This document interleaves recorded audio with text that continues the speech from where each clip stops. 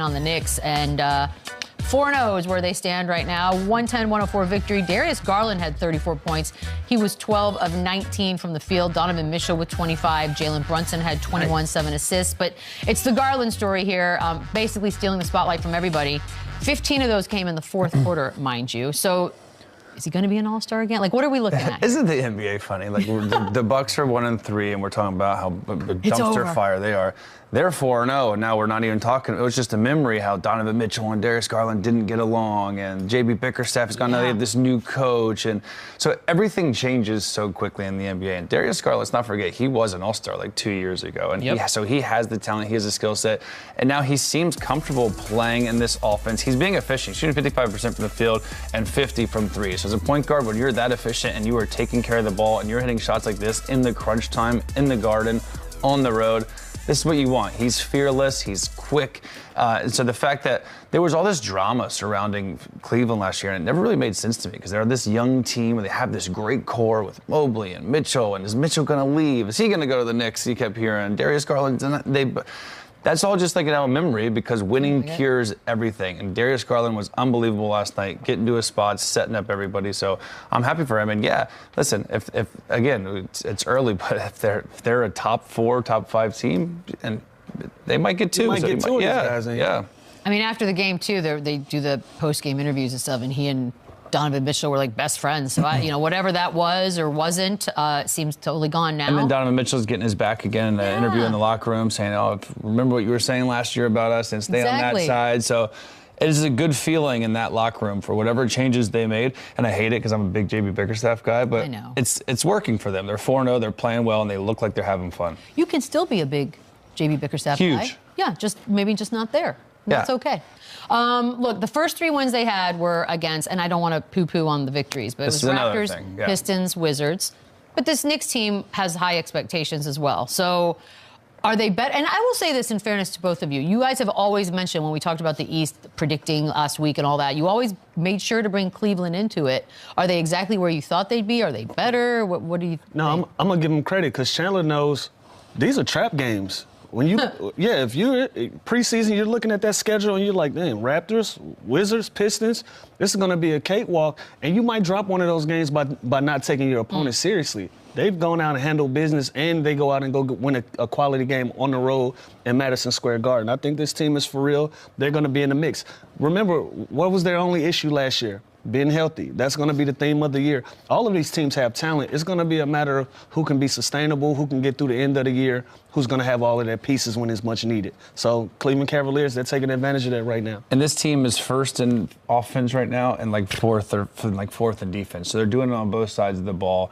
And like Lou just said, they had so many injuries last year where Garland was in and out, Mobley was in and out. Right now they're still doing this without Max Strus, who's a valuable another piece that provides them more shooting. So as wide open as the Eastern Conference is, we've always kind of put them in the middle of the pack. They're looking like a real threat. They're looking like a home court advantage type of team because they can do it all, and they have a star in Donovan Mitchell. They have a great point guard.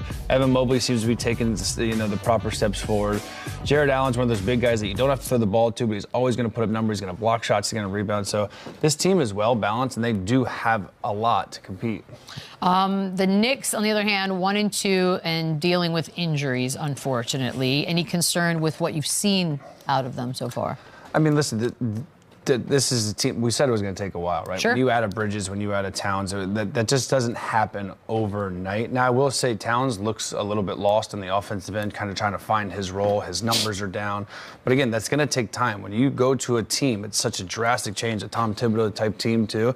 It takes time. So it's not the start that we thought that they would get off to, but that's okay. Again, it's early. I think they're going to figure it out. Everyone's kind of adjusting. Everyone's kind of a little past, who's who, trying to make everybody happy. And sometimes you can kind of get lost in the shuffle when you do that. But I think this is a team where I'm not worried about. They're going to figure it out. Yeah, I think this is a mentality thing, right? I remember being with the Clippers when Kawhi and PG first came in. We were having some adversity early on in the season, but we were looking ahead. So even the mistakes that we were making, even though the things that we weren't getting on the same page about, those were the things that we focused on. I'm feeling like that's what the New York Knicks are going through with this new trade, with these new pieces. Like, it's all right. We're still figuring out our lineups. We're still figuring out who we are, our identity as well. You know, they're still having an identity problem and what type of team they're going to be. We know they're going to be tough-nosed. We know all Tibbs teams have their personality.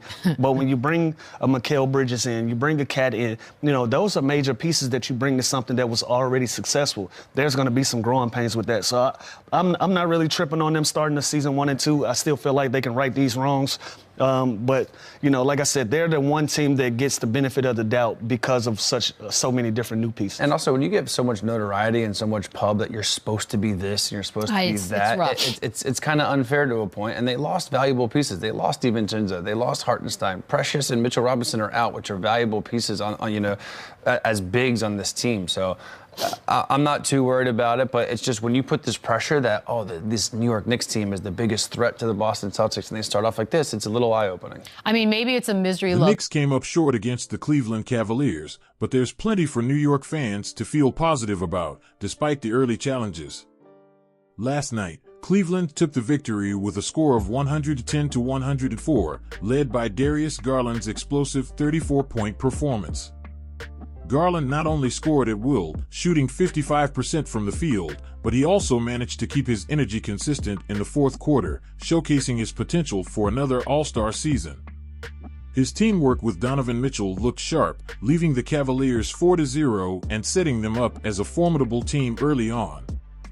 But let's talk about what this loss means for the Knicks. New York is just getting started with its new lineup, and fans should remember that roster changes take time to integrate, especially under Coach Tom Thibodeau's system, which demands a lot on both ends of the court. Adding big names like Karl-Anthony Towns and Mikal Bridges brings both excitement and adjustments. Towns is still finding his role in the offense, and his numbers may be slightly down right now, but his presence and skill set give the Knicks a significant boost, adding layers to the offense that New York lacked in previous seasons.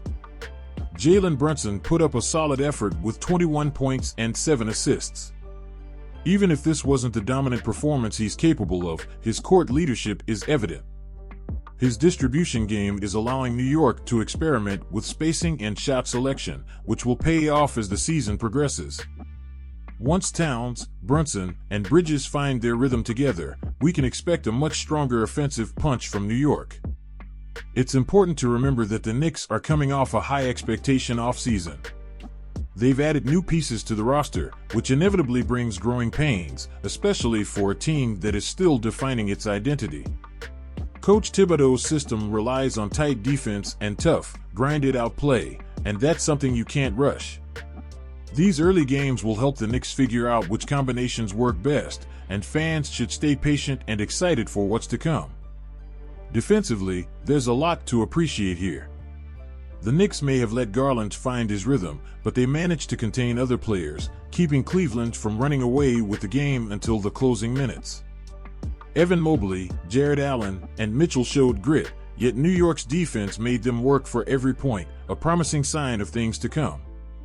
Once the Knicks roster solidifies and players fully adjust to their roles, expect the defense to become even tighter. Injuries have also affected the Knicks' start. With key players like Mitchell Robinson out, the team is missing a critical defensive anchor. Losing valuable contributors like Donte DiVincenzo and Isaiah Hartenstein in the offseason has forced New York to find fresh solutions. However, these adjustments are exactly why patience is essential. Coach Thibodeau's lineups are still forming, and as the season advances, we'll see the impact of this restructured team. Now, it's understandable that some Knicks fans may feel disappointed. After all, with preseason hype and being labeled as contenders in the East, it can feel frustrating to watch them fall short. But remember, the season is just starting, and early results don't define the entire journey. The Knicks are showing resilience and flexibility, traits that will make them stronger as they find their rhythm. In conclusion, Knicks fans have every reason to stay optimistic. This team has the talent, depth, and drive to be a real contender in the Eastern Conference. The early losses are part of the growing process, and they'll help the Knicks build a solid foundation for the season ahead. As they find their identity and learn how to leverage their new strengths, expect them to become a force to be reckoned with. What do you think, Knicks fans? Do you agree that it's too early to worry, or do you think the team needs to make some immediate changes? Drop your thoughts in the comments, give this video a thumbs up if you enjoyed the recap, and don't forget to subscribe to HoopZone Sport News for the latest Knicks coverage and NBA updates.